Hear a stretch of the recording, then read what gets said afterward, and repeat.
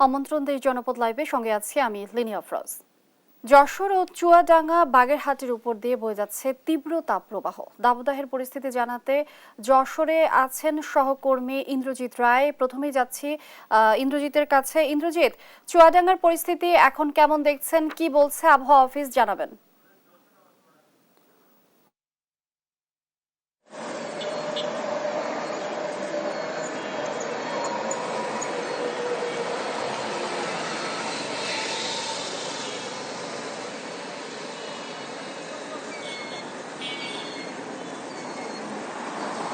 ধন্যবাদ লিনিয়া। আসলে যশোরে কিন্তু টানা 1 মাস ধরে তীব্র এবং অতি তীব্র তাপপ্রবাহ বয়ে যাচ্ছে এবং এর প্রভাবে জনজীবনে কিন্তু চরম ভোগান্তি নেমে এসেছে। বিশেষ করে যারা শ্রমজীবী মানুষ আছেন তারা কিন্তু যে কাজের সন্ধানে যারা ঘরের বাইরে বের হচ্ছেন তাদেরকে সবচেয়ে বেশি ভোগান্তির শিকার হতে হচ্ছে। আপনি জানেন যে এখন যে বোরো মৌসুম চলছে, অর্থাৎ এখন কৃষকের যে সোনালী ফসল সেটি ঘরে তোলার সময় এবং আর কয়েকদিন পরেই যে বৃষ্টি এবং ঝড়ের যে পূর্বাভাস দেওয়া হচ্ছে সেটিকে মাথায় রেখেই কৃষকরা তাদের ফসল ঘরে তোলার জন্য সর্বোচ্চ চেষ্টা করছেন এবং এজন্য কিন্তু যারা কৃষি শ্রমিক আছেন তাদের চাহিদা যেমন বেড়েছে, তেমনি এই রোদের খরতাপে এবং এই তীব্রতার মধ্য দিয়ে তারা কাজ করতে গিয়ে কিন্তু চরম কষ্টের মধ্য দিয়ে দিন যাপন করছেন। একই সঙ্গে যদি বলি যে এই গরমের কারণে কিন্তু হাসপাতালে রোগীর সংখ্যা বাড়ছে এবং বৃদ্ধ এবং শিশুদের কিন্তু অসুস্থতার সংখ্যাও বাড়ছে এবং প্রত্যেকটি ঘরে ঘরে প্রায় কেউ না কেউ অসুস্থ হচ্ছেন এই গরমজনিত নানা রোগে। এই তীব্র যে টানা তাপ প্রবাহ সেটি চলমান থাকার কারণে ভোগান্তি চরমে। তবে এটির কারণ হিসেবে যেটি আবহাওয়াবিদ এবং পরিবেশবিদরা বলছেন সেটি হলো যে মৌসুমি বায়ুর যে প্রভাব এবং একই সঙ্গে যে জলাশয়ে জল শূন্য হওয়া এবং যে ভরাটের কারণে আমাদের নদ নদী খাল বিলের যে জল শূন্যতা, একই সঙ্গে যে ভূগর্ভস্থ পানির স্তর নেমে যাওয়ার অন্যতম কারণ হলো ভূগর্ভস্থ পানির অধিক ব্যবহার, অপরিকল্পিত ব্যবহারের কারণে কিন্তু এই খরার মৌসুমে পানির স্তর নেমে যাচ্ছে। একই সঙ্গে এই অঞ্চলে প্রচুর বৃক্ষ নিধন করা হচ্ছে সরকারি যে উন্নয়ন প্রকল্পের অজুহাতে এবং নানা ব্যক্তি এবং ব্যক্তিগত কারণে দেখিয়েও নানা কারণে এই বৃক্ষ নিধন করা হচ্ছে। সবকিছু মিলিয়ে এই পরিবেশ শুধু একটি অসহনীয় পর্যায়ে চলে যাচ্ছে। তো এই ছিল আমার কাছে যশোর থেকে সর্বশেষ। ইন্দ্রজিৎ, ধন্যবাদ আপনাকে। দর্শক, যশোর থেকে ইন্দ্রজিৎ রায় যুক্ত ছিলেন আমাদের সঙ্গে। আমরা এখন যাচ্ছি চুয়াডাঙ্গায়, সেতুর কাছে। সেতু, চুয়াডাঙ্গার পরিস্থিতি এখন কেমন দেখছেন, কি বলছে আবহাওয়া অফিস? ধন্যবাদ লিনিয়া। আপনি যেমনটি বলছিলেন যে সারা দেশের ন্যায় চুয়াডাঙ্গাতে কিন্তু তীব্র তাপপ্রবাহ হয়ে গিয়েছে। তবে আজকে স্বস্তির খবর হচ্ছে আজকে কিন্তু বাতাস আছে, আর প্রচুর বাতাস আছে। বাতাস হচ্ছে, পাশাপাশি আপনার উপরে মেঘও আছে। মেঘের কারণে কিন্তু সূর্য ওইভাবে উত্তাপ ছড়াতে পারছে না। সব মিলে আজকে বলা যেতে পারে সব মিলে চুয়াডাঙ্গাবাসী কিছুটা হলো স্বস্তিতে আছে। তবে এই স্বস্তির পরিমাণটা আরও বাড়বে, সেটা হচ্ছে আবহাওয়া অফিস আমাকে যেমনটি জানিয়েছে, সেটা হচ্ছে যে আগামী 6 তারিখ থেকে 12 তারিখ পর্যন্ত বৃষ্টিপাতের সম্ভাবনা রয়েছে এবং এই সময়ে যারা যদিও চুয়াডাঙ্গাতে ধান কর্তন প্রায় শেষের দিকে, কিন্তু তারপরেও যারা ধান কর্তন করেনি, আবহাওয়া অফিস তাদের জন্য যে সতর্কবার্তা দিয়েছে সেটা হচ্ছে 6 থেকে 12 তারিখের ভিতরে বৃষ্টিপাতের সম্ভাবনা আছে। এই 6 থেকে 12 তারিখের ভিতরে যারা ধান গুছান তারা অতি দ্রুত আর কি ধান গুছিয়ে নেওয়ার জন্য হচ্ছে আবহাওয়া অফিস থেকে এই ধরনের একটা বার্তা দিয়েছে। তবে আমি একটু জানি রাখি, আজকে কিন্তু চুয়াডাঙ্গার তাপমাত্রাও যে খুব বেশি তা না। সকাল 9টায় কিন্তু চুয়াডাঙ্গার তাপমাত্রা রেকর্ড করা হয় 32 ডিগ্রি সেলসিয়াস, যেটা অনেক কম। কারণ গতকালকে কিন্তু এই সকাল 9টায় কিন্তু 33.5 ডিগ্রি সেলসিয়াস তাপমাত্রা রেকর্ড করা হয়েছিল। সেই জায়গা থেকে বলা যেতে পারে আজকে একবারই কিন্তু 1.5 ডিগ্রি সেলসিয়াস তাপমাত্রা কমে এসেছে। আবহাওয়া অফিস আমাকে কিন্তু অনেক আগে থেকেই হচ্ছে আমাকে মানে আমরাও জানাছিলাম, আবহাওয়া অফিস আমাকে জানাচ্ছিল যে হচ্ছে তাপমাত্রা কিন্তু একবারে কমবে না, আস্তে আস্তে কমবে এবং 30 তারিখে যে মানে চুয়াডাঙ্গাতে সর্বোচ্চ তাপমাত্রা ছিল ওই তাপমাত্রার পরে 2 তারিখ থেকে তাপমাত্রা শুরুর কথা বলছিল। ঠিক কিন্তু 2 তারিখ থেকে তাপমাত্রা কমা শুরু হয়েছে এবং আবহাওয়া অফিস কিন্তু আমাকে জানাইছিল, সেটাও আমি জানিয়েছিলাম যে শনিবার মানে আজকে শনিবার আজকে হচ্ছে থেকে তাপমাত্রা কমবে এবং আকাশে মেঘের ঘন ঘটা দেখা যাবে। ঠিক তেমনটি কিন্তু হচ্ছে দেখা যাচ্ছে। এখন দেখা যাক সামনে যে 6 তারিখে বৃষ্টিপাতের কথা বলছে, সেই বৃষ্টিপাতটা কি হয়। তবে একটু ভয়ের খবর আছে, সেটা হচ্ছে কিন্তু চুয়াডাঙ্গাতে কিন্তু যেহেতু দীর্ঘদিন বৃষ্টি দেখা পায়নি, সেক্ষেত্রে কিন্তু মানে বৃষ্টির সাথে শিলা হওয়ার সম্ভাবনা রয়েছে এমনটি জানিয়েছে। তবে এটা এখনো পর্যন্ত তারা ওইভাবে পূর্বাভাস এখনো দেয়নি যে জোরালোভাবে, তবে হওয়ার সম্ভাবনা আছে এমনটি আমাকে জানিয়েছে। আমি যদি বলতে চাই যে নিম্ন আয়ের মানসিকতা, তারা কিন্তু এই যে আজকে একটু হচ্ছে বেরোতে পেরেছে, যে নিম্ন আয়ের যারা দরিদ্র খেটে খাওয়া মানুষ, কারণ আজকে কিন্তু ওই সকাল থেকে যে সূর্যের যে চোখ রাঙানি সেটা কিন্তু চুয়াডাঙ্গাবাসী দেখতে পারেনি। কারণ ওই যে বলছিলাম যে চুয়াডাঙ্গার আকাশে কিন্তু মেঘের উপস্থিতি দেখা গেছে, সেক্ষেত্রে সূর্য উত্তাপ ছড়াতে পারছে না। তবে একটু যে সমস্যা হচ্ছে সাধারণ মানুষ ভুগছে, সেটা হচ্ছে যে এই মাটি কিন্তু এখনো উত্তাপ। এই সূর্যের আলো যতটুকুই, সূর্যের উত্তাপ যতটুকুই আপনার এই মাটিতে পড়ছে, সেই মাটি কিন্তু দ্বিগুণ আকারে হচ্ছে তাপ ফেরত দিচ্ছে আর কি। কারণ যেটা হচ্ছে বৈজ্ঞানিক ব্যাখ্যা আমাকে আবহাওয়া অফিস আমাকে বলছিল, সেটা হচ্ছে কিন্তু মাটি কিন্তু তাপ কিন্তু হচ্ছে ছেড়ে দেয় না। যখন তাপটা সে পায় মাটি, তখন কিন্তু তাপটাকে ধরে রাখে।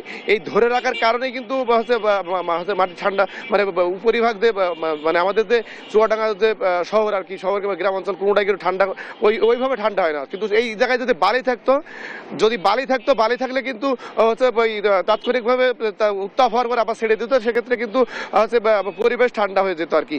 এই ছিল চুয়াডাঙ্গা থেকে সর্বশেষ লিনিয়া। সেতু, অসংখ্য ধন্যবাদ আপনাকে। দর্শক, চুয়াডাঙ্গার তাপপ্রবাহের পরিস্থিতি জানাচ্ছিলেন সহকর্মী সেতু। গাজীপুরে জয়দেবপুরে 2 ট্রেনের সংঘর্ষের 22 ঘন্টা পরও শেষ হয়নি উদ্ধার কাজ। ডাবল লাইনে ঢাকা জয়দেবপুর রেল রুটের একটি লাইন দিয়ে চলাচল করছে ট্রেন। বিস্তারিত জানাতে সরাসরি যুক্ত হচ্ছেন সহকর্মী নজরুল ইসলাম। নজরুল, উদ্ধার কাজের কি খবর আছে এই মুহূর্তে আপনার কাছে, আমাদেরকে বিস্তারিত জানাবেন।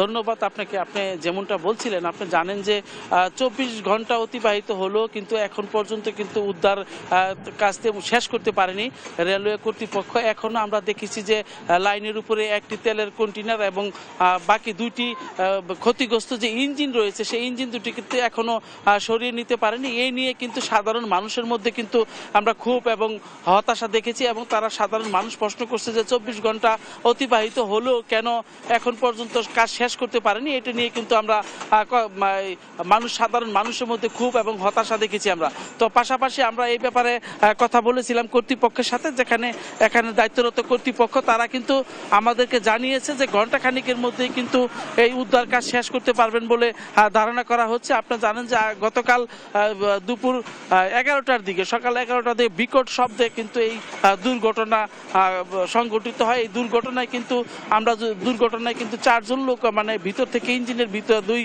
ইঞ্জিন থেকে উদ্ধার করা হয়। একজন ট্রেনের চালক, একজন সহকারী এবং আর 2 জন ছিল আপনার প্যাসেঞ্জার। এইরকমটাই কিন্তু আমরা শুনতে পেয়েছি। তো আপনাকে যদি দেখাতে চাই যে এখানে কিন্তু আপনার উদ্ধার, এখানে একটি তেলের যে কন্টেইনার রয়েছে, একটি রয়েছে কন্টেইনার, আর আপনার এইদিকে কিন্তু 2টি ইঞ্জিনের, অর্থাৎ আপনার 2টি ইঞ্জিন কিন্তু একত্রে যেটি মানে সংঘর্ষ হয়েছিল, সেই 2টি ইঞ্জিন কিন্তু এখানে পাশাপাশি রাখা হয়েছে। কিন্তু আমরা যেটা জানতে পেরেছি যে কিছুক্ষণের মধ্যে হয়তো বা 1 ঘন্টার মধ্যে তারা যেটা জানিয়েছেন যে 1 ঘন্টার মধ্যে সম্পূর্ণ এই উদ্ধার কাজ তারা শেষ করতে পারবেন, এমনটাই কিন্তু আশা করছেন। কিন্তু সাধারণ মানুষ এত সময় লাগছে এটা নিয়ে কিন্তু প্রশ্ন করছেন। এবং আপনারা জানেন যে পাশের যে সড়কটি রয়েছে, পাশের যে রাস্তাটি রয়েছে, সেটা দিয়ে কিন্তু ট্রেন চলাচল করছে, কোনো বিঘ্ন ঘটছে না। তো আমরা দেখাতে চাই যে এখানে কিন্তু আপনার ক্ষতিগ্রস্ত 2টি ইঞ্জিনই কিন্তু পাশাপাশি রাখা হয়েছে। তো উদ্ধার তেলের যে কন্টেইনারগুলো রয়েছে, সেগুলো কিন্তু উদ্ধার করে আশপাশের যে স্টেশনগুলো রয়েছে, সে সমস্ত স্টেশনে কিন্তু রাখা হয়েছে। তো এখানে কিন্তু রেলওয়ে কর্তৃপক্ষ তারা কিন্তু উদ্ধারকারী যে সকালবেলা আমরা দেখেছি যে উদ্ধারকারী যে ট্রেনটি এসেছিল, সেটি কিন্তু এখান থেকে কিন্তু তেলের একটি কন্টেইনার নিয়ে কিন্তু উনি আপনার এই টঙ্গীর দিকে রওনা দিয়েছেন, এবং আমরা এটা দেখেছি। আর পাশাপাশি কিন্তু রাস্তা সচল রাখার জন্য আপনারা দেখতেছেন যে রাস্তার পাশেই কিন্তু একটি বগি রাখা হয়েছে, পাশে একটি বগি, ওই পাশে একটি বগি রাখা হয়েছে সচল করার জন্য। এভাবে কিন্তু এখন রাস্তার মধ্যে হলো যে দুইটি ইঞ্জিন রাখা হয়েছে, আর পাশাপাশি হলো যে আপনার একটি দুটি ইঞ্জিন একটি তেলের কন্টেনার রাখা হয়েছে। এই এই অবস্থার মধ্যে কিন্তু রয়েছে। তো আপনি জানেন যে গতকালকে কিন্তু এই ঘটনায় কিন্তু আপনার 3 জনকে কিন্তু আপনার সাসপেন্ড করা হয়েছে, অর্থাৎ আলাদা আলাদা কিন্তু রেলওয়ে কর্তৃপক্ষ কমিটি করেছেন এবং গাজীপুর জেলা প্রশাসনের পক্ষ থেকে কিন্তু একটি করে তদন্ত কমিটি করা হয়েছে। তদন্ত কমিটির পরে আমরা জানতে পারবো যে মূল ঘটনাটা কি হয়েছে, কিসের জন্য এই সংঘর্ষ ঘটেছে, এবং সবকিছু কিন্তু কালকে এই রিপোর্ট পাওয়া যাবে, এমনটাই কিন্তু জেলা প্রশাসনের পক্ষ থেকে বলা হয়েছে। তো আমরা যেখানটায় দাঁড়িয়ে আছি জয়দেবপুর স্টেশনের সন্নিকটে, এখানে কিন্তু আপনি জানেন যে দুর্ঘটনার কবল থেকে এখন পর্যন্ত 24 ঘন্টা হলেও উদ্ধার কাজের যে ধীর গতি রয়েছে, এটা নিয়ে কিন্তু সাধারণ মানুষের মধ্যে আমরা খুব লক্ষ্য করেছি, এবং এখানে কিন্তু আমরা দেখতে পেয়েছি উদ্ধার কাজে যে একটু ধীরগতি। কালকে বিকাল 4টার সময় উদ্ধার কাজ শুরু করলো, এখন পর্যন্ত কিন্তু উদ্ধার কাজ শেষ করতে পারেনি। তো আমার কাছে লিলিয়া এই ছিল আমার কাছে জয়দেবপুর রেল স্টেশনের নিকট থেকে রেল দুর্ঘটনার সর্বশেষ। নজরুল, অসংখ্য ধন্যবাদ আপনাকে। দর্শক, উদ্ধার কাজের সবশেষ খবরাখবর জানাচ্ছিলেন সহকর্মী নজরুল। জয়দেবপুরে দুর্ঘটনায় শিডিউলে বিপর্যয়ের মধ্যে বাড়ল রেল ভাড়া। বিভিন্ন রুটের আন্তনগর ট্রেনে ভাড়া বেড়েছে বিভিন্ন হারে। পরিস্থিতি জানাতে সরাসরি যুক্ত হচ্ছেন সহকর্মী শাহাদাত নিশাদ যুক্ত হচ্ছেন। নিশাদ, রেলের ভাড়া বৃদ্ধির দিনের শিডিউল বিপর্যয় কি বলছে কর্তৃপক্ষ? ভাড়া নিয়ে যাত্রীদের প্রতিক্রিয়া কি দেখছেন জানাবেন। লিনিয়া, ধন্যবাদ আপনাকে। আপনি জানেন যে আজ থেকে কিন্তু ট্রেনের যে ভাড়া, সেই ভাড়া কিন্তু বৃদ্ধি পাচ্ছে, এবং একই সাথে এই কমলাপুরে কিন্তু আরো একটি বড় সমস্যা সৃষ্টি হয়েছে। আপনি জানেন যে গাজীপুরে জয়দেবপুরে যে ট্রেনের সংঘর্ষের যে ঘটনা, সেই ঘটনার চাপ কিন্তু কমলাপুরে এখনো রয়ে গিয়েছে। আমি যদি একটু কমলাপুরের বর্তমান যে পরিস্থিতি, সেই পরিস্থিতি জানানোর চেষ্টা করি। এখন পর্যন্ত প্রায় 6টি ট্রেনের যে শিডিউল, সেই শিডিউল কিন্তু বিপর্যস্ত হয়েছে, এবং সেই সাথে কিশোরগঞ্জ, লালমনিরহাট, সিলেট এবং খুলনা, রংপুরের যে যাত্রীরা, সেই যাত্রীরা কিন্তু একেবারে সকাল থেকে কিন্তু এখানে অপেক্ষা করছে। এখনো কিন্তু ট্রেনগুলো খুব থেমে থেমে ছাড়ছে, অর্থাৎ 2টি ট্রেন আমরা সকাল থেকে দেখেছি ছেড়েছে, বাকি যে ট্রেনগুলো সেগুলো কিন্তু এখনো ছাড়ছে না। এর মধ্যে কিশোরগঞ্জে যে 11 সিন্ধু যে প্রভাতী যে ট্রেনটি রয়েছে, সেই ট্রেনটি সকাল 7টা 15 ছাড়ার কথা থাকলেও কিন্তু আপনি দেখছেন যে এখনো ট্রেনটি এখানে দাঁড়ানো রয়েছে, এখনো কিন্তু ছেড়ে যায়নি, এবং যাত্রীরা যারা আছেন তারা কিন্তু এক ধরনের ভোগান্তিতে রয়েছেন। এবং সেই সাথে অন্যান্য যে ট্রেনগুলো রয়েছে লালমনিরহাট, সেই ট্রেনগুলো কিন্তু এখানে রয়েছে এবং এখন পর্যন্ত কিন্তু সেগুলো ছাড়েনি। আমি যদি একটু কয়েকজনের সাথে কথা বলার চেষ্টা করি এবং জানতে চাইবো তারা আসলে কতক্ষণ ধরে এখানে অপেক্ষা করছেন, এবং সেই সাথে ট্রেনের এই শিডিউল বিপর্যয় তারা কতটা ভোগান্তিতে। আচ্ছা, কয়টায় আপনাদের ট্রেন ছাড়ার কথা ছিল? 8টা 15-তে। না, এটা আপনাদের কেমন ভোগান্তি? অনেকটাই কষ্টদায়ক, যদিও আমরা সকাল থেকে এসে বসে রয়েছি, কিন্তু এখন পর্যন্ত আমাদের কোনো শিওর বলা হয় নাই যে কখন ছাড়বে, কি করবে, এটা কোনো শিওর বলা হয় নাই। দেখছেন আসলে কেমন ভাবে যে তাদের যে ভোগান্তি, সে ভোগান্তির সৃষ্টি হয়েছে, এবং একই সাথে এই ট্রেনের শিডিউল বিপর্যয়ের কারণে কিন্তু আমরা দেখছি দীর্ঘ লাইনে কিন্তু অপেক্ষা করছে। এবং আরটির সাথে যদি আমি একটু জানিয়ে রাখি, আজকে কিন্তু ট্রেনের ভাড়া কিন্তু বৃদ্ধি হচ্ছে, অর্থাৎ প্রতিটি রুটে, অর্থাৎ 100 কিলোমিটার বেশি যে রুটগুলো রয়েছে সেগুলোতে কিন্তু ভাড়া বাড়ানো হচ্ছে। এবং আমি যদি একটু জানিয়ে রাখি, 101 থেকে 100 কিলোমিটারের উপরে, অর্থাৎ 250 কিলোমিটার যে ভ্রমণ, যে দূরত্বের ভ্রমণ, সেখানে বাড়ছে 20%, এবং 251 থেকে 400 কিলোমিটার যে রেল ভ্রমণ, সেখানে 25%, এবং 400 কিলোমিটারের বেশি দূরত্বে 30% রেল ভাড়া বৃদ্ধি পাচ্ছে। এবং সেই সাথে যদি আমি যদি একটু জানিয়ে রাখি যে এই যে 100 কিলোমিটার আগ পর্যন্ত যে দূরত্ব, সেই দূরত্বে কিন্তু ভাড়া বাড়ছে না, অর্থাৎ ট্রেনের যে কর্তৃপক্ষ তাদের ভাষ্যমতে রেয়াত যে সুবিধা রয়েছে, সেই সুবিধা কিন্তু বাড়ানো হচ্ছে, রেয়াত সুবিধা প্রত্যাহার করে কিন্তু ট্রেনের ভাড়া বাড়ানো হচ্ছে। আমি যদি একটু আরো এখানে অনেকজন ট্রেনের যাত্রী আছে, একটু তাদের সাথেও কথা বলার চেষ্টা করব। কতক্ষণ ধরে আপনারা এখানে বসে আছেন? আমরা এটা 10:30টার দিকে ট্রেন, আমরা তো এখানে 10টার আগে এখানে আসা হয়েছে, এখন তো প্রায় 11টা বাজতেছে, প্রায় 1 ঘন্টা উপর বসে আমরা এখানে। আচ্ছা, ট্রেনের ভাড়া বাড়ানো হচ্ছে আজ থেকে, আপনারা নিশ্চয়ই বেশি দামের টিকিট কিনতে হচ্ছে, তো আসলে ভাড়া বাড়ানোটা কতটা যৌক্তিক আপনারা মনে করেন? আসলে ট্রেনের সেবাটা যদি ওইরকম যদি আমরা না পাই তাহলে আসলে ভাড়া বাড়ায় তো লাভ নেই। সবাই চায় যে নির্দিষ্ট টাইমে ট্রেনটা ছাড়ুক এবং নির্দিষ্ট টাইমে আমরা ওইখানে যাই পুষতে যেন পারি। তো যদি এভাবে হয় তাহলে আপনার ভাড়া বাড়ায় তো লাভ হবে না, যদি আমরা যদি সেবাটা যদি ওইভাবে না পাই। যেমনটা বলছিলেন আসলে ট্রেনের ভাড়া যেমন বৃদ্ধি পাচ্ছে, এতে কিন্তু যারা যাত্রীরা রয়েছে তারা কিন্তু এক ধরনের অসন্তুষ্ট তাদের মধ্যে আমরা লক্ষ্য করতে পারছি। এবং সেই সাথে আমি যদি আরো কয়েকজনের সাথে একটু কথা বলবো এবং তাদের যে মূল বিষয়গুলো আসলে ট্রেনে আজ থেকে বাড়ানো হচ্ছে, তো এক্ষেত্রে এটাকে আপনারা কতটা যৌক্তিক মনে করছেন? ভাই ভাড়া আপনার বেশি একটা মানে যে কষ্ট করতেছি সকাল 6টার দিকে আয়া সকাল 6টা 12টা বাজে আপনার ট্রেন ছাড়বে আপনার 10:30, এনে আমরা ট্রেন ছাড়তে 11টার উপরে বাজে যেছে, তখন সবাই অন্য ট্রেন ছাড়ে না। তাহলে এই যে পোলামান নিয়ে যে একটা কষ্ট, এই কষ্ট হলে সবাই বোঝার করার শেষ নাই। ভাড়া বাড়ানো কি কতটা যৌক্তিক মনে করছেন এমন পরিস্থিতি? ভাড়া আপনি যদি সময় মতো যদি আপনি যদি ট্রেন ছাড়ে ভাড়া যদি 10টা বেশিও নেই তাহলে কোনো আপত্তি নাই। অন্তত আপনার গাড়ি অনেক রেট করে দিতে ভাড়া বাড়ায় কিনবো, পাবলিক ট্রেনে যাবে না। ধন্যবাদ আপনাকে। আপনারা কোথা থেকে এসেছেন? আমরা ঢাকা থেকে আসছি। হ্যাঁ, যাবো কিশোরগঞ্জ, কিন্তু তারপরে আমরা এই সকাল থেকে এখানে অপেক্ষা করতেছি, এখন পর্যন্ত ট্রেন ছাড়ি না। আর যাদের কাছে জিজ্ঞেস করি যে ভাই ট্রেনটা কখন ছাড়বো, তারা বলে যে সময় হয় নাই, যখন সময় হবে তো তখন নাকি ট্রেন নিজে নিজে যাবে। এখন কি এরকম কোনো কথা? মানে তাদের ব্যবহার এত মানে খারাপ লাগছে, কি বলবো এখন। আর ভাড়ার বিষয়টা নাই বললাম, ভাড়া কম বেশি নেক ওটা নিতে পারে, সমস্যা নাই। তবে আমাদের তো একটা সময়ের মূল্য আছে, যে সময় মতো তো আমরা বাড়িতে পৌঁছতে হইব, আমাদের তো সময় আছে একটা, তার তো ওই সময়ের মূল্যটা দিতেছে না। সবারই বাড়িতে যেতে হয়তো কোনো না কোনো কারণ আছে না, অবশ্যই কারণ আছে।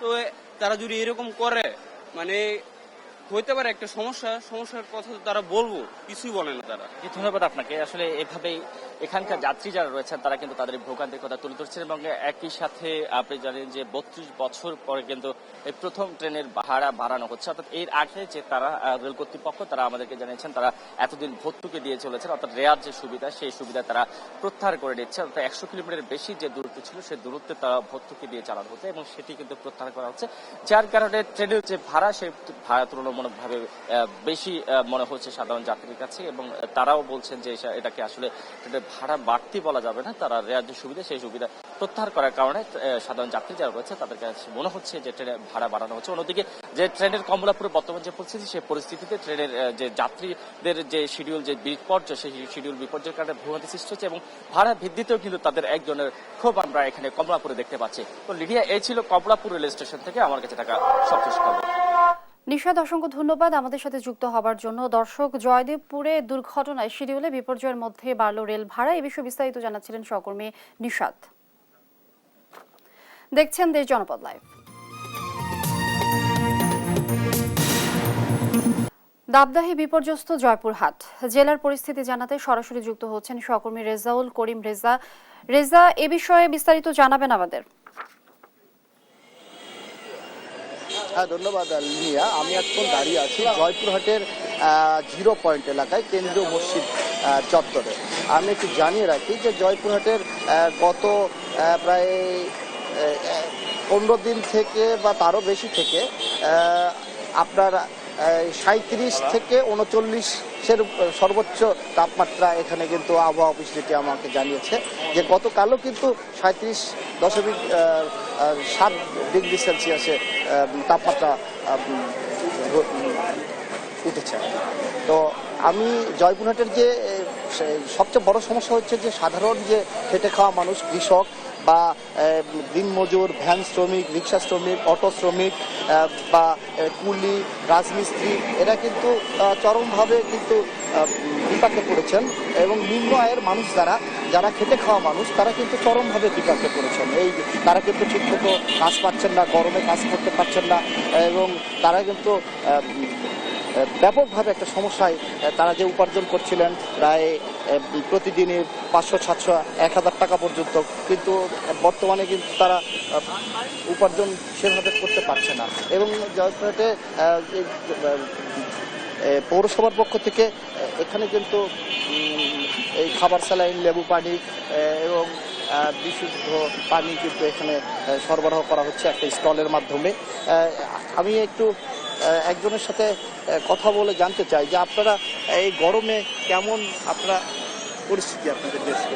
আমাদের এখন পরিস্থিতি খুব একটা ভালো নয়, ঠান্ডা পানি খেলে আপনার ভালো লাগতেছে, স্যালাইন মেলাইন সহ। সাধারণ মানুষ হিসেবে আপনি যে কর্ম করেন সেই কর্মতে কি কাজ আগের মতো হচ্ছে? আগের মতো হতো না, একটু অভাব বস্তুর ভিতরে।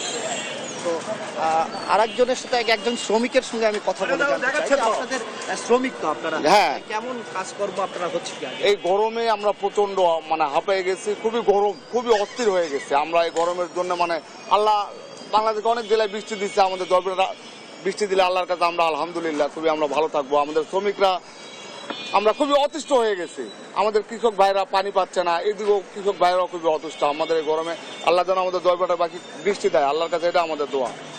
আরেকটা বিষয় আমি জানিয়ে রাখি, আমি যদিও জয়পুরহাটে আবহাওয়া অফিস নেই, আমাদের পার্শ্ববর্তী উপজেলার নওগাঁ জেলার বদলগাছি উপজেলা আবহাওয়া অফিস যে আজকে সকালেও আমাকে 9টার পর আমাকে জানিয়েছে যে তারা সেন্ট্রাল আবহাওয়া অফিস থেকে কিন্তু জানিয়েছে যে আগামী 6-7 তারিখের মধ্যে জয়পুরহাটে বা এই অঞ্চলে বৃষ্টি হতে পারে। এই ছিল আমার সর্বশেষ। লিনিয়া।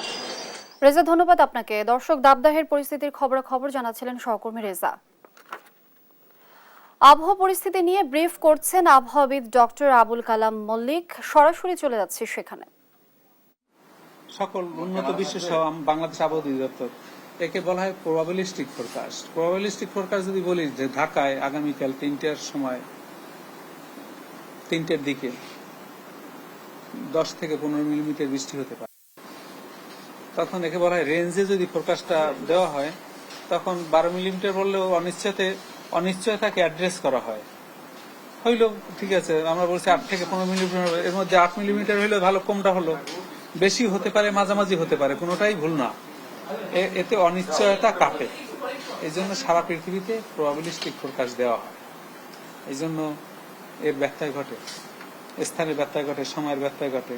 সেই কারণে এই বেল্টে, যারা ট্রপিক্যাল বেল্টে বাস করি আমরা, একদম ল্যাটিন আমেরিকা হইতে শুরু করে ধরেন দক্ষিণ আফ্রিকা, লাইবেরিয়া, কেনিয়া, এদিকে মিডল ইস্টের হয়ে আমাদের আফগানিস্তান, পাকিস্তান হয়ে একদম থাইল্যান্ড, ভিয়েতনাম, অস্ট্রেলিয়ার উত্তর পাশে, চীন, জাপান আর কোরিয়ার দক্ষিণাংশ, এই যে বড় বেল্ট, এই বেল্টের পূর্বাভাস তো কিয়ামত পর্যন্ত মিলবে না, সঠিক হবে না, কম বেশি হবে, কারণ পজিশনের কারণে। হ্যাঁ, সেই জন্য আপনাকে বললাম যে আসলে এভাবে মিলানো কঠিন। তবে আমাদের প্রচেষ্টা কি যে ফোরকাস্টটাকে আমরা কতটুকু এই এরর যে থাকবে, এই এররকে কত পার্সেন্ট কমিয়ে বাস্তবতার কাছাকাছি নিয়ে আসা যায়, এই প্রচেষ্টা।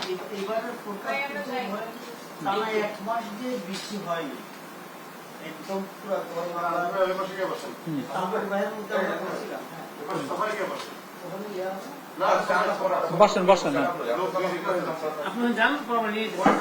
এখন সেট আপ নিচ্ছে। হ্যাঁ ঠিক আছে, সেট আপ নিচ্ছেন আর কি, ঠিক আছে।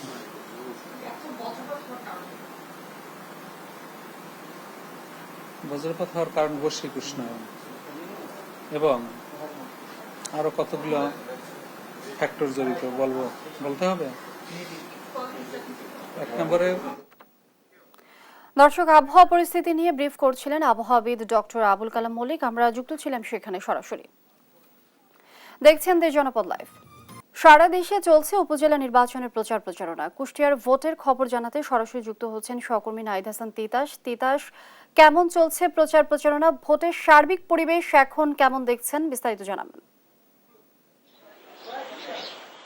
ধন্যবাদ লিনিয়া। আসলে আপনি জানেন যে প্রথম ধাপে উপজেলা নির্বাচন অনুষ্ঠিত হবে 8ই মে। কুষ্টিয়ার 2টি উপজেলায় নির্বাচন অনুষ্ঠিত হচ্ছে, একটি হচ্ছে কুষ্টিয়া সদর উপজেলা আর একটি হচ্ছে খোকসা উপজেলা। আমি রয়েছি কুষ্টিয়ার খোকসা উপজেলায়। এই নির্বাচনকে কেন্দ্র করে কিন্তু শেষ সময়ে এসে প্রার্থীরা তাদের প্রচার প্রচারণায় ব্যস্ত সময় পার করছে, কারণ আর মাত্র আছে কয়েকদিন। এই যে শেষ সময় প্রার্থীরা ভোটারদের দ্বারে দ্বারে যাচ্ছেন এবং নির্বাচনী যে প্রতিশ্রুতি, সেই প্রতিশ্রুতি দিচ্ছেন এবং প্রচার প্রচারণে এক প্রকার ব্যস্ত সময় পার করছেন প্রার্থীরা। আমি রয়েছি খোকসা উপজেলায়। খোকসা উপজেলায় উপজেলায় মোট 3 জন প্রার্থী আওয়ামী লীগের প্রার্থী নির্বাচনে প্রতিদ্বন্দ্বিতা করছেন। এর মধ্যে বর্তমান চেয়ারম্যান রয়েছেন উপজেলা চেয়ারম্যান বাবুল আক্তার, তিনি মোটরসাইকেল মার্কা নিয়ে নির্বাচন অংশগ্রহণ করেছেন। এছাড়া জেলা আওয়ামী লীগের সভাপতি সদরউদ্দিন খানের ভাই রয়েছেন রহিমউদ্দিন খান, তিনি করছেন, এবং উপজেলা লীগের যুগ্ম সাধারণ সম্পাদক শান্ত রয়েছেন নির্বাচনে প্রতিদ্বন্দ্বিতা করছেন। আমার সাথে বাবুল আক্তার রয়েছেন চেয়ারম্যান পদপ্রার্থী। আমি তার সাথে একটু কথা বলতে চাই। আসলে এই যে 8 তারিখে নির্বাচন অনুষ্ঠিত হচ্ছে, আমরা দেখছি শেষ সময় আপনাদের প্রচার প্রচারণায় ব্যস্ত সময় পার করছেন। আসলে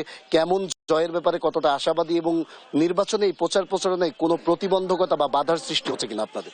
হ্যাঁ, ইতিমধ্যে আমরা 6ষ্ঠ জাতীয় উপজেলা পরিষদ নির্বাচনে মাননীয় প্রধানমন্ত্রী জননেত্রী শেখ হাসিনা উনি ঘোষণা দিয়েছিলেন যে এবারে নির্বাচন দলীয় বাদে ভোট হবে। এখানে যে জনপ্রিয়তা যার আছে সে নির্বাচিত হয়ে আমার কাছে আসবে। কিন্তু আমরা ইতিমধ্যে দেখতে পাচ্ছি যে আমাদের জেলা আওয়ামী লীগের সভাপতি, জেলা পরিষদের চেয়ারম্যান, ওনার ভাইকে প্রার্থী করে উনি আওয়ামী লীগের যারা বিগত দিনে সংসদ নির্বাচনের নৌকায় ভোট দিয়েছেন, বিশেষ করে এই সমস্ত নেতৃবৃন্দ আমার সাথে আছেন, তাদেরকে উনি বাড়িতে ডেকে নিয়ে হুমকি, বিভিন্নভাবে ভয়ভীতি, বাড়িতে ডেকে নিয়ে মারপিট, এইটি উনি অব্যাহত রেখেছে। আমি বিভিন্ন সময় প্রশাসনের কাছে সহযোগিতা চেয়েছি, এবং তারা করার পরেও উনি ওনার এই আক্রোশ বা আওয়ামী লীগের নেতা কর্মীদের উপর চাপা, এই কাজটি এখনো উনি অব্যাহতই রেখেছেন। তো সে কারণে আমি মনে করি যেহেতু উনি দলের সভাপতি জননেত্রী শেখ হাসিনা ওনাকে জেলার দায়িত্ব দিয়েছেন, সেই দায়িত্বপ্রাপ্ত নেতার কাছ থেকে যদি আজকে আওয়ামী লীগের যারা নৌকার ভোট করেছেন এবং আমার সাথে যারা আছে তাদের উপর যদি এই নির্যাতন করে থাকেন, তাহলে আওয়ামী লীগের যে ক্ষতি হবে সেই ক্ষতিপূরণ আগামীতে কিভাবে সম্ভব হবে, এটা আজকে খোকসাবাসীর প্রশ্ন এবং আমারও প্রশ্ন। আসলে যদি জয়লাভ করেন তাহলে এই খোকসা উপজেলায় কি কি প্রতিশ্রুতি দিচ্ছেন এবং কি কি উন্নয়ন কাজ করবেন বলে মনে করছেন? যাদের ভোটারদের কি ধরনের প্রতিশ্রুতি আশ্বাস দিচ্ছেন ভোটের জন্য? আমি গত উপনির্বাচনে 1.5 বছর আমি এই উপজেলা পরিষদের দায়িত্বভার গ্রহণ করি। আমি এই খোকসাটাকে একটি পরিচ্ছন্ন খোকসা করার জন্য চেষ্টা করেছি। সরকারি বরাদ্দে যেটা এসেছে তার শতভাগ কাজ বাস্তবায়ন করার চেষ্টা করেছি, এবং খোকসার সকল শ্রেণী পেশার মানুষ, বিশেষ করে আওয়ামী লীগের যারা নেতা কর্মীরা আছে তাদের পাশে থেকে জননেত্রী শেখ হাসিনার যে কর্মকাণ্ড সেটি তুলে ধরেছি। এবং আমি আগামী দিনে নির্বাচন হলে এই খোকসা সমস্ত নেতা কর্মীদের নিয়ে আজকে এই খোকসার জননেত্রী শেখ হাসিনার যে সফলতা, তার যে কাজকর্ম, সেটি আমি প্রতিটি ঘরে ঘরে গ্রামকে শহর করার জন্য জননেত্রী শেখ হাসিনা যে প্রতিশ্রুতি দিয়েছিলেন সেটাকে আমি শতভাগ বাস্তবায়ন করতে পারবো, মহান আল্লাহ পাক যদি আগামী দিনে আমাকে নির্বাচিত করার তৌফিক। যেমনটি শুনছিলেন, আসলে নির্বাচনের আর বাকি আছে মাত্র কয়েকদিন। এই কয়েকদিনে কিন্তু প্রতিটা প্রার্থী কিন্তু ভোটারদের দ্বারে দ্বারে যাচ্ছেন এবং ভোটারদের নানামুখী প্রতিশ্রুতি দিচ্ছেন তারা তাদের যে আগামীতে যদি জয়লাভ করে তাহলে কি কি করবেন।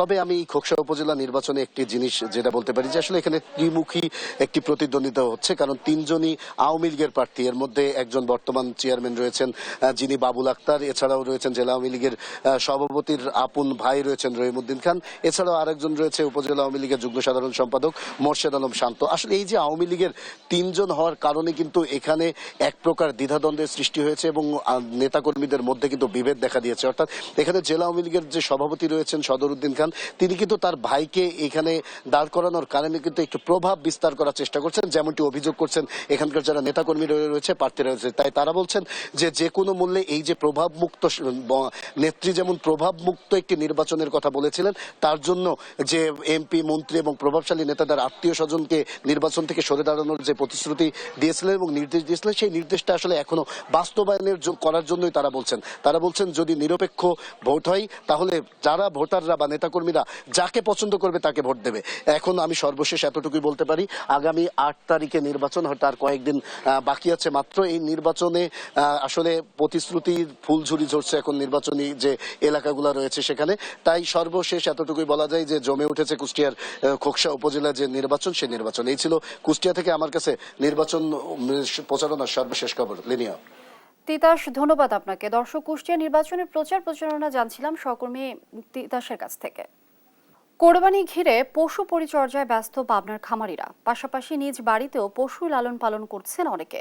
বিস্তারিত জানাতে সরাসরি যুক্ত হচ্ছেন সহকর্মী এস এ আসাদ। কোরবানি পশু নিয়ে কতটা প্রস্তুত খামারিরা, এবার কি পরিমাণ পশু আসবে বাজারে, বিস্তারিত জানাবেন। ধন্যবাদ লিনিয়া। আসলে আপনি যেমন বলছিলেন পাবনা একটি পশু সম্পদ উৎপাদনশীল একটি জেলা। এই জেলায় আসলে প্রতি বছর পর্যাপ্ত পরিমাণ গরু, ছাগল, মহিষ মানে কুরবানি উপলক্ষে আসলে প্রস্তুত করা হয়ে থাকে। আমরা জেলা প্রাণী সম্পদ কর্মকর্তার সাথে কথা বলে যেটি জেনেছি, প্রায় এবার 26,000 গো খামারি রয়েছে এই পাবনা জেলায়। এই পাবনা জেলায় 26,000 গো খামারি থেকে প্রায় 7.5 লাখ গবাদি পশু আসলে আসন্ন ঈদুল আজহা উপলক্ষে প্রস্তুত করা হচ্ছে। বিশেষ করে এই খামারিগুলিতে যে পশু প্রস্তুত করা হচ্ছে তার মধ্যে গরু আছে, ছাগল, ভেড়া এবং মহিষ। 7.5 লক্ষ এই পশু আসলে প্রস্তুত করা হচ্ছে শুধুমাত্র এই কোরবানি ঈদকে ঘিরে। এদিকে আমরা কথা বলেছিলাম, তারা যেমনটি জানিয়েছেন আসলে তারা এখন একদম শেষ মুহূর্তে যে প্রস্তুত করা হচ্ছে এইসব কুরবানি পশু, তার মধ্যে প্রায় 2.5 থেকে 3 লক্ষ পশু এই জেলায় আসলে প্রয়োজন হবে। উদ্বৃত্ত পশু পাবনার বাহিরে, বিশেষ করে ঢাকা, চট্টগ্রাম, সিলেট সহ দেশের বিভিন্ন প্রান্তে আসলে এই গরুগুলি চলে যায় ঈদের আগ আগে ট্রাক বোঝাই হয়ে। তো আমরা খামারিদের সাথে যে কথা বলে যেটি জেনেছি, তারা আমাদের যেমনটি জানিয়েছেন সম্প্রতি তাদের লোডশেডিং এর কারণে খুবই সমস্যা হচ্ছে।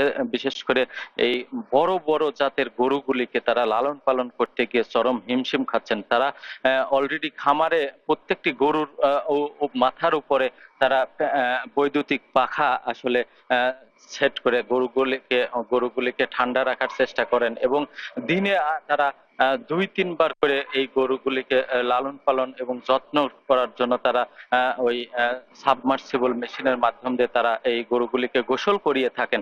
তো আমরা খামারিদের সাথে কথা বলেছি, তারা যেটি জানিয়েছেন তারা আসলে কোনো ধরনের মোটাতাজাকরণ, স্টেরয়েড জাতীয় কোনো কিছু প্রয়োগ করছেন কিনা এমন প্রশ্নের জবাবে খামারিরা আমাদের বলেছেন যে না, তারা এ ধরনের কোনো কিছুই তারা এবছর মানে ব্যবহার করছে না গরু মোটাতাজাকরণের ক্ষেত্রে।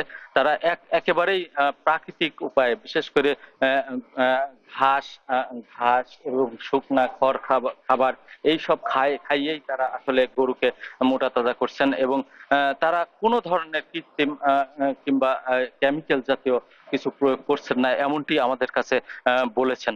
আমরা আরো কথা বলেছিলাম আসলে খামারিদের সাথে যে তারা আসলে এই এত বড় বড় গরু আসলে কিভাবে তারা বিক্রি করবেন। তা আমাদের আমি এখন রয়েছি পাবনার জালালপুরের একটি এমআর অ্যাগ্রো খামারে।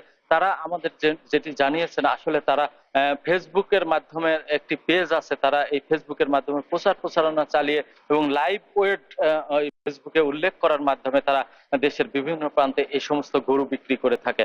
এই যে খামারে অবস্থান করছে এই খামারে প্রায় 20টি গরু আছে, এক একটি গরু প্রায় 20 মণ ওজনের গরু। তারা যেটি জানিয়েছেন যে আসলে এই গরুগুলি তারা বেশিরভাগ ফেসবুক এবং অন্যান্য সোশ্যাল গণমাধ্যমের মাধ্যমেই তারা বিজ্ঞাপন প্রচার করে বিক্রি করে থাকেন। তো এই ছিল আসলে আমার কাছে লিনিয়া পাবনার গো খামার নিয়ে সর্বশেষ তথ্য। আসাদ, ধন্যবাদ আপনাকে। দর্শক, কোরবানি ঘিরে পশু পরিচর্যা ব্যস্ত পাবনার খামারিরা এ বিষয়ে বিস্তারিত জানাচ্ছিলেন সহকর্মী আসাদ। এবার নিত্য পণ্যের বাজার পরিস্থিতি জানাতে সরাসরি যুক্ত হচ্ছেন সহকর্মী নূর ইসলাম রকি যুক্ত হচ্ছেন। রকি, খুলনার বাজারে পণ্যের দরদাম কেমন দেখছেন, বিস্তারিত জানাবেন। ধন্যবাদ দিনিয়া। যেমনটি আপনাকে আমি বলতে চাচ্ছি সেটা হচ্ছে যে খুলনায় কিন্তু ঈদের পর দ্রব্যমূল্যের ঊর্ধ্বগতি কিন্তু রয়ে গেছে। কাঁচা বাজার, মাংসের বাজারে কিন্তু আসলে দাম কমে নেই।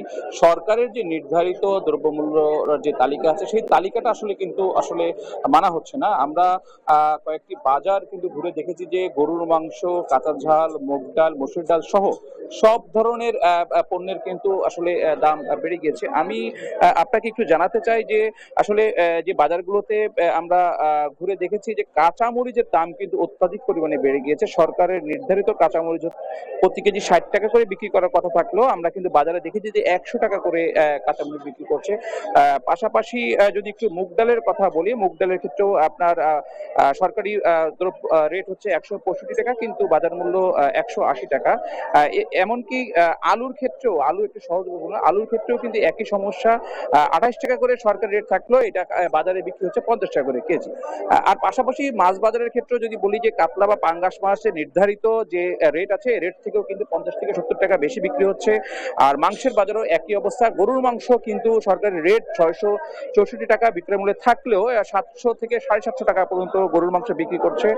পাশাপাশি ব্রয়লার মুরগির মাংস 50 থেকে 70 টাকা, সোনালী মুরগির মাংস 50 থেকে 70 টাকা বিক্রি করছে। তো সাধারণ ক্রেতারা আমাদেরকে যেটি জানিয়েছে যে আসলে এই প্রচন্ড গরমে বাজারের যে উত্তাপ, এটা আরেকটা নতুন একটা গরমের আবির্ভাব সৃষ্টি করছে। দ্রব্য মূল্যের দাম অনেক বেশি হয়েছে। আমরা কয়েকজন ক্রেতার সাথে কথা বলেছি, তারা যেটি আমাদেরকে জানিয়েছেন আসলে তাদের পাইকারি ভাবে বেশি দামে কেনার কারণেই কিন্তু বেশি দামে বিক্রি করতে হচ্ছে। এক্ষেত্রে আসলে সরকারের যে দ্রব্যমূল্য, নির্ধারিত দ্রব্যমূল্য, এটা কিন্তু আসলে নির্ধারণ করা যাচ্ছে না। আমরা একটু কথা বলবো যে এই ব্যবসায়ী যে সরকারের যে দ্রব্যমূল্য আছে, এই দ্রব্যমূল্য আপনারা আসলে না মেনে দেখছি অতিরিক্ত দামে মাংস বা সবজি বিক্রি করছেন, কেন করছেন একটু বলুন। পাইকারি বাজারে দাম বেশি, পাইকারি বাজারে 40 টাকার মাল 45-46 টাকা বিক্রি হচ্ছে, এই বাজারে বিক্রি হচ্ছে 50 টাকা কেজি। আলু পাইকারি 46-45 টাকা কেজি। আর রসুন আজকের কত করে যাচ্ছে? 180 টাকা কেজি রসুন, 200 টাকা কেজি বিক্রি হচ্ছে। ঠিক আছে, আমরা আর একটু কথা বলবো একজন ক্রেতার সাথে যে এই যে দ্রব্যমূল্যের যে ঊর্ধ্বগতি, সেই ঊর্ধ্বগতির বিষয়ে আসলে তারা কি বলতে চাচ্ছে, একটু আমাদেরকে জানাবেন যে দ্রব্যমূল্য আসলে কাঁচা বাজারের যে দ্রব্যমূল্যের ঊর্ধ্বগতি দেখা যাচ্ছে। এখানে আলু হচ্ছে সরকারের নির্ধারিত মূল্য হচ্ছে 28 টাকা, এখানে বিক্রি হচ্ছে 50 টাকা 54 টাকা। ঝালের কেজি হচ্ছে 100 টাকা। তাহলে অসহায় যারা গরিব ফ্যামিলি আছে বা মধ্যবিত্ত পরিবারে যারা জন্মগ্রহণ করেছে, তারা কিভাবে আর কি এই পরিবার চালাবে, সংসার চালাবে। লিনিয়া, আপনি যেমনটা শুনছিলেন যে খুলনার যারা ক্রেতারা আছে তারা কিন্তু বলছে যে দ্রব্যমূল্যের যে ঊর্ধ্বগতি আসলে নিয়ন্ত্রণের বাইরে। সরকারের যে নির্ধারিত মূল্য আছে, সেই মূল্যটা আসলে বাজারে কেউই নিয়ন্ত্রণ করতে পারছে না। আমরা একটু সরকার আরেকটা বিষয় একটু বলে রাখি যে এই যে বাজারগুলো, যেমন খুলনার যে বাজারগুলো আছে, বড় বাজার, দৌলতপুর বাজার, শিরিন বাজার, খালিশপুর বাজার, এইসব বাজারে কিন্তু ভোক্তা অধিকার বা সরকারি কোনো কর্মকর্তাদের তেমন কোনো অভিযান কিন্তু আমরা দেখতে পারি না। যে সরকারের রেটটা তারা নিয়ন্ত্রণের জন্য কাজ করছে। তারা আসে তাদের মতো করে বিভিন্ন প্রতিষ্ঠানে অভিযান করে, বাট সরকারি যে রেট তালিকাও কিন্তু আমরা বাজারগুলোতে দেখি নাই যে কোথাও। বেশিরভাগ দোকানগুলোতে কিন্তু সরকারি নির্ধারিত মূল্য রেট সাটানো নাই, যার কারণে ইচ্ছা মতো করে কিন্তু বিক্রেতাদের কাছ থেকে ক্রেতারা তাদের দাম হাঁকিয়ে নিচ্ছে। লিনিয়া, খুলনা থেকে এটা ছিল দ্রব্যমূল্যের উপর সর্বশেষ তথ্য। রকি, ধন্যবাদ আপনাকে। দর্শক, খুলনা বাজার পরিস্থিতি জানাচ্ছিলেন সহকর্মী রকি। এই ছিল এখনকার দেশ জনপদ লাইভ। পরে বুলেটিন দেখার আমন্ত্রণ রইল। এছাড়া দেশ টিভি সর্বশেষ সব খবর পেতে ভিজিট করুন www.desh.tv। ফেসবুকে আমাদের সঙ্গে যুক্ত থাকুন দেশ টিভি অথবা দেশ টেলিভিশন পেজে। এছাড়াও সর্বশেষ সব ভিডিও পেতে ইউটিউবে আমাদের হ্যান্ডেল @দেশ টেলিভিশন অথবা @দেশ টিভি নিউজ লিখে সার্চ করুন। ধন্যবাদ সবাইকে।